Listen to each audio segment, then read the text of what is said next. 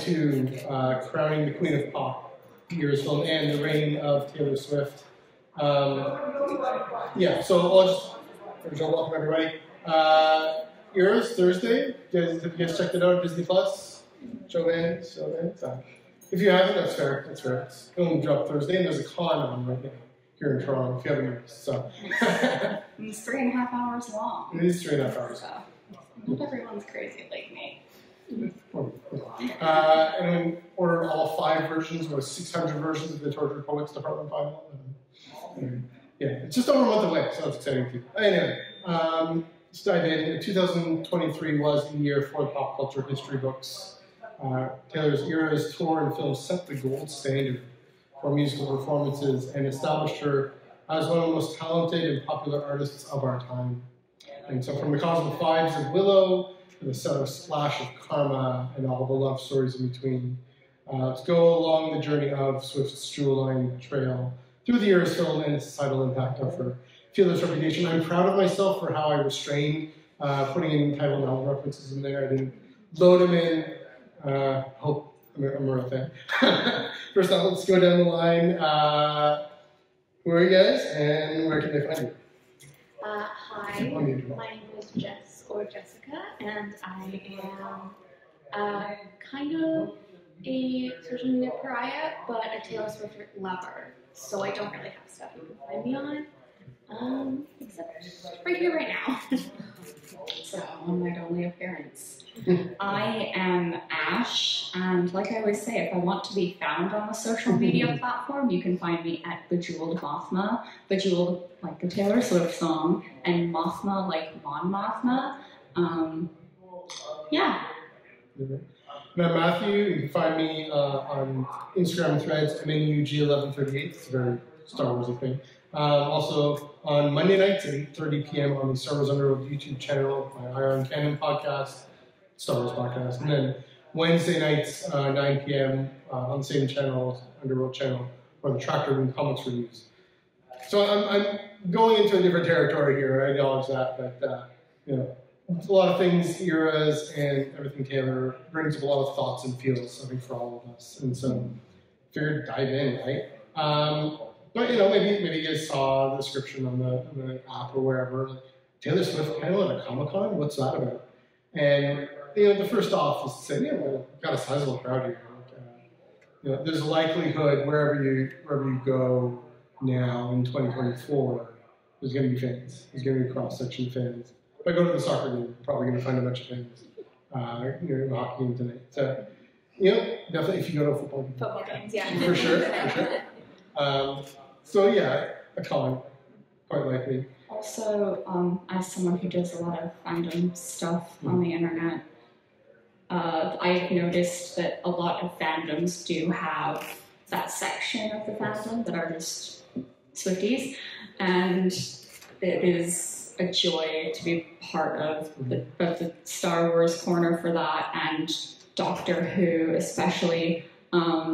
Because her music is so important and influential to people that they're like, hey, this song reminds me of these characters, and they make heartbreaking edits, and I bookmark them.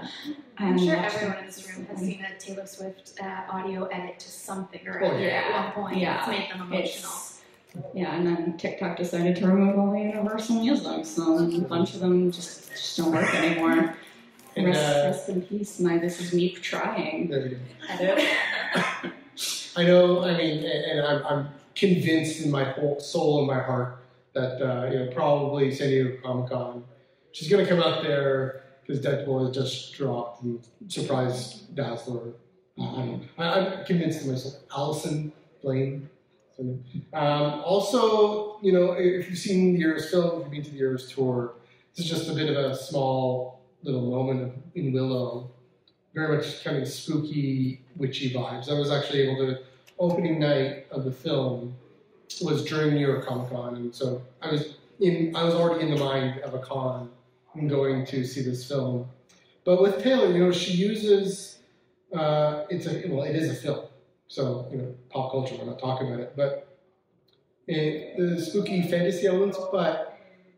There is, I find, this resonance here where like all the best genre fiction, Taylor, she's using imagination, she's using art, she's using story to reflect on the real world, and real human lives and ideas in a way that invites us in. And so I want to name that commonality with this global institution now of Taylor Swift, with other global institutions like Star Wars and like Doctor Who and all the different fandoms that we all have. So I thought it fit, and so I'm glad Fan Expo let us do this. There we go. So the way this panel kind of planned it out is half of it is we're going to go into the first part of it. What does Taylor mean for you? Her social impact or societal impact, personal impact, and Jess, I'll throw this to you first. There's different ways into this question. What were her societal impact? What is your journey with Taylor? What your favorite era is, your origin story for Taylor Swift. However you want to dive into that, go for it. So I have been listening to Taylor Swift from the beginning, and I will be full honesty, around the time of Reputation, I did fall off her wagon a little bit. Reputation is very much an album that, to me, the first time it came out, I was not an immediate fan of that one, and I was sort of in a place, and it was a time where liking Taylor Swift was not the popular thing. I'm being hated on next to me, where it was not the popular thing. So full disclosure, I was in high school at the time, and very much at the it's not popular to like Taylor Swift, so I can't like Taylor Swift kind of vibe. And it was only later that I went back and listened to it and rejoined sort of that, I loved her, why did I stop? Because people thought I should stop kind of thing. So full disclosure, I have had a period of time where it was not, I was not the biggest Taylor Swift fan and supporter, but around that 2-ish year time period, I have listened to her from the beginning. I have owned quite a lot of her albums, and I've definitely had songs on different ones that have meant the world to me, one way or another, that I've associated with personal things, with emotional things, with fandom things, and songs that I still associate with fandom things because of how often they were used. And truly, Taylor to me was something that I felt connected to in a way because of how she changed. How every album was someone growing up and coming into their own and changing who they are, not to stay on top of what's popular right now, but to know what she's feeling at this moment, who she's becoming, how she is changing in time, and that also really, with my current age and how everything is, helped when I was changing and growing up and figuring out who I am and how things adapted. So I've always kind of, even with my brief moment away, I have always kind of respected her as someone and connected as someone who I felt, despite the fact that she is very famous and very wealthy and very popular, understood. And she definitely, that change and that connection, those two themes definitely come out in eras, especially. Ash, I'll throw it to you. Specifically, what's your favorite era and why is it Reputation? Reputation and Evermore are my favorite eras, and I think because if I had to credit essentially 2 albums, though I could genuinely say these Taylor Swift albums saved my life, it would genuinely be those 2 albums. Reputation, because I was going through it, man. In 2016, 2017, I was going through everything under the sun. It was just drama being thrown at me from every single angle. People in my life who I thought I could trust were suddenly treating me like I was the problem. And I was like, I sometimes I can be the problem, thank you, Jess. But in these aspects, it wasn't me that was causing all of these things. No, it was me. Kyle. I'm the problem. I'm the problem. Yeah, and so with that, because it was very much like, someone would treat me poorly and I'd react to that, and I would, try to like push them away or like not engage with them, and they'd be like, oh, so you're a snake, like you're a monster, you're the villain, and I was just kind of like, I moved away from my hometown in 2016, partially because of that, and I moved in with somebody that I thought was a friend, and it turned out no. And, I just was watching so many of my castles crumbling overnight. I was very much bringing knives to the gunfight. And the first time I heard "Look What You Made Me Do," it was just a moment where I was like, I'm going to come back from this. I'm going to overcome this. I can do this. And then I think with Folklore and Evermore, I've seen a lot of people say that those albums saved them during the pandemic. And I was kind of doing like somewhat okay when Folklore dropped, but when Evermore came out, I was going through family stuff again, not of the drama variety, but of the like emotional pain variety. And it took me a long time until I could listen to Marjorie and not cry. I have not fully gotten over those feelings either. Like, there are days where I will listen to it and I will be like, oh, I actually cannot handle this song still. And it's just such a beautiful reflection of so many different things. And like, you have the fun kind of whimsical witchiness of Willow, and you have, those relationships that you lost because you basically just weren't ready for that person. Champagne Problems speaks to that. There are so many different songs on Evermore that just speak to a lot of the ways that I still feel about certain things and various aspects of my life. People that I've lost,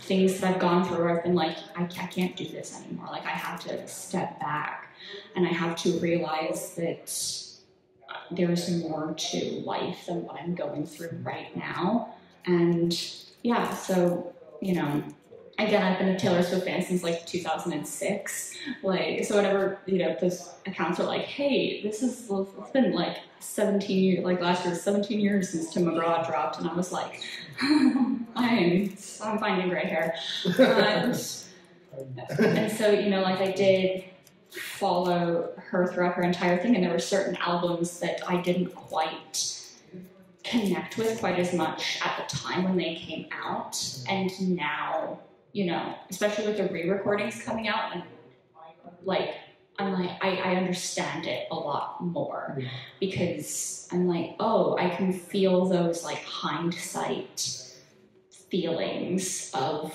loss and pain and love and heartbreak, but I can also feel the healing within it. And long story short, I'm really excited for Reputation Taylor's version, because I just feel like I've gone through a lot in the last couple of years that it will again be a very healing thing for me. So Taylor Swift has always been kind of that artist that I lean on to, in a way, understand me emotionally. And, watching other people go through that and bonding with incredible people, even partially over Taylor Swift, it's just amazing. So, yeah. That's really profound. Thanks for sharing that. I'm going to quote Marjorie. Hope you're doing okay. And just an example of just how perfect of a writer she is. Never be so kind you forget to be clever, or be so clever you forget to be kind. Which is a way of speaking to people and what they need to hear in the moment. Because that encapsulates, those two phrases just encapsulate just everything in our culture about people who take up too much space, or need to take up more space, or when we do both, sometimes do both at the same time or different. And the confusion of that, she just cuts right through.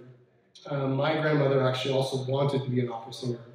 She just had to go a different career route. And, at her time, she faced challenges in a male-dominated world, just like Rebecca Harkness and Taylor herself. Just again, she wanted to be an opportunity, but her situation just didn't allow it, and different tensions, family tensions, didn't bear that out, and so she had to find her way anyways. But I can kind of hear her say, she died when I was 10, and so whatever little voice I remember, I kind of hear her say, "Never be so kind, fear to be clever. Never be so clever, fear to be kind." So there's already that similarity I have with Taylor a little bit. The world has changed since then. The world has changed since my grandmother died, and since she grew up, and since she passed away.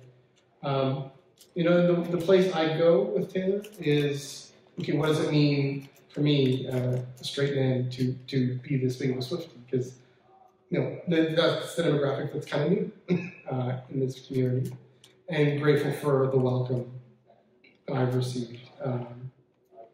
But the world has changed for me like everyone else, but in a different way than everyone else. And there's this challenge where we used to own the table, it used to be our table, and now the table is thankfully being dismantled, and being reformed, and rebuilt with everyone else involved, hopefully, ideally. But there are challenges to that, and there are struggles with that. It's funny. I mentioned my orientation, my gender. Taylor doesn't necessarily bring out that side of me. Like, I don't look at her and say, what an attractive woman or whatever. My personal response is that she's a friend who, similar to what you guys are both saying, a friend who hears my story and tells me hers. Not to say that she doesn't embrace her sexuality and consider that or process that. But it's a matter of just coming alongside. And so, I bought 1989, and then I dropped off for a little bit, and then Folklore and Evermore just dropped on Spotify, and all these different stories of different characters come up, and the common experience, like you mentioned, the common experience of COVID that affects everyone, rich and poor alike. She was able to, with Aaron and Jack, and I guess Joe was in there writing with her, but kind of that isolation experience that she does talk about in the years with Champagne Problems, kind of the wish of it, the common resonance of talking about that a lot, right? But then again, the way she's able to have these lines that just so encapsulate what we all experience, the struggles we all experience. Don't put me in the basement when I want the penthouse of your heart. And you kept me like a secret, but I kept you like an oath. We've all been there. I've been there. We've all been there.